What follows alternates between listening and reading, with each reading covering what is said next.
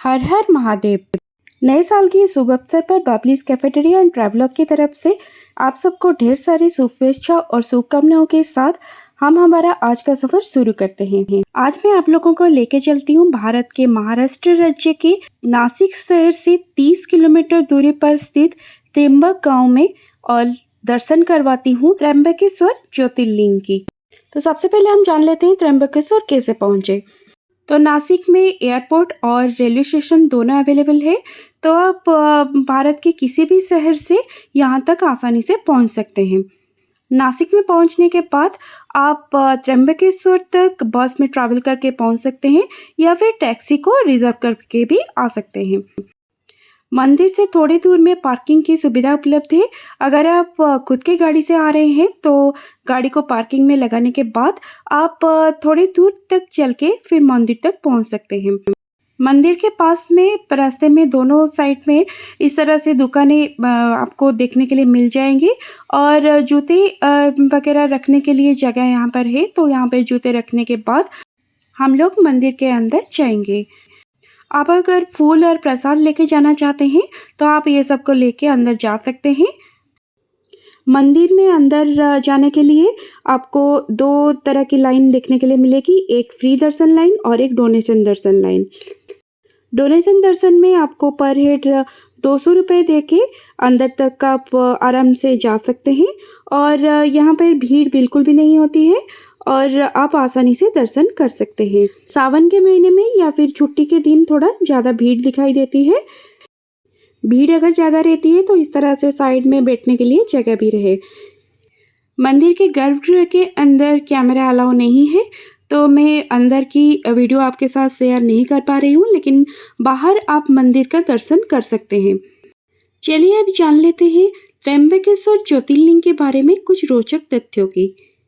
हमारे पुराणों में त्रिदेव यानी कि ब्रह्मा, विष्णु और महेश्वर की संगम को अत्यंत पवित्र माना जाता है और इस पवित्रता का प्रतीक है गोदावरी नदी के तट पर बसा त्र्यंबकेश्वर मंदिर। और इस मंदिर का सबसे बड़ा रहस्य ये है कि मंदिर में बसा हुआ शिवलिंग जो कि धरती के ऊपर नहीं, धरती के अंदर है।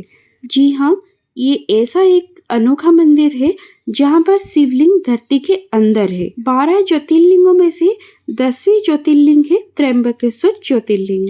सदियों पहले ब्रह्मगिरी पर्वत के ऊपर एक आश्रम हुआ करता था जहाँ पर गौतम ऋषि रहा करते थे। अपने ऊपर लगे गोहत्या के पाप से बचने के लिए उन्होंने शिव जी की घोर तपस्या की थी।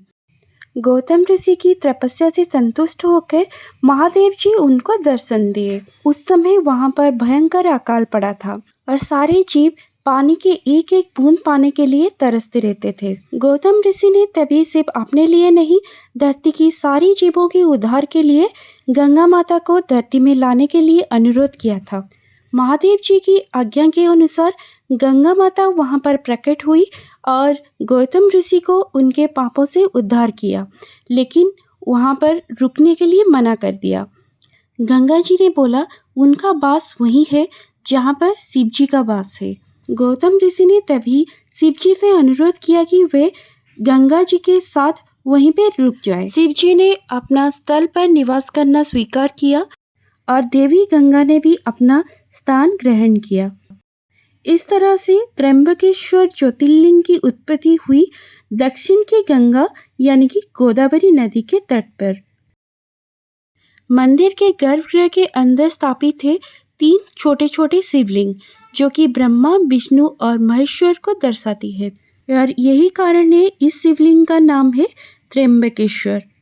और इस शिवलिंग की पूजा सिर्फ एक देवता नहीं, तीनों देवता यानी कि ब्रह्मा, विष्णु और महेश्वर तीनों की पूजा के समान है।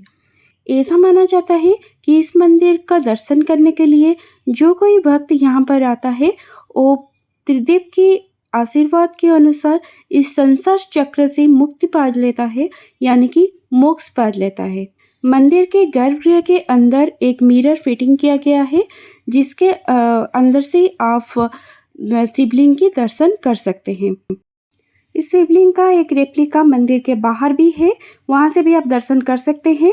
इसके अंदर 1-1 इंच का 3 शिवलिंग है।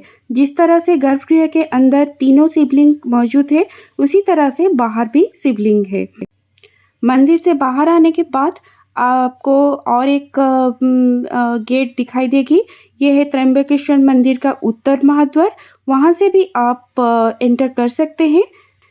मंदिर से 300 से 400 मीटर दूरी पर स्थित है कुसावर तीर्थ।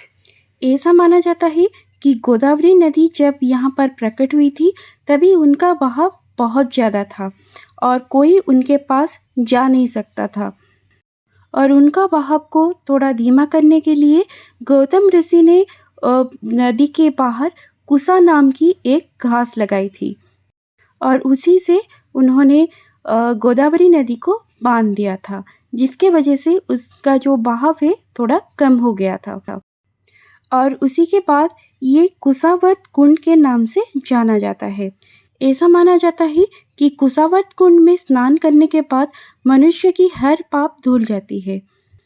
और वहाँ पे एक शिव जी का और एक मंदिर भी है, आप वहाँ पे शिव जी का दर्शन कर सकते हैं। इसके अंदर भी एक मिरर लगा हुआ है और वहाँ से आप दर्शन कर सकते हैं। ये देखिए, ये मिरर लगा हुआ है। और ये रहा गोदावरी नदी का उत्पत्ति स्थल। कुसावर कुंड के पास में ही है गंगा गोदावरी का मंदिर, और यहाँ पे आप दर्शन कर सकते हैं। और यहीं पर हम हमारा त्र्यंबकेश्वर ज्योतिर्लिंग का सफ़र खत्म करते हैं। और वीडियो अगर आप लोगों को अच्छी लगी तो आप इसे ज़्यादा से ज़्यादा लाइक और शेयर जरूर कीजिएगा, और चैनल में न्यू है तो सब्सक्राइब भी जरूर कर दीजिएगा। हर हर महादेव।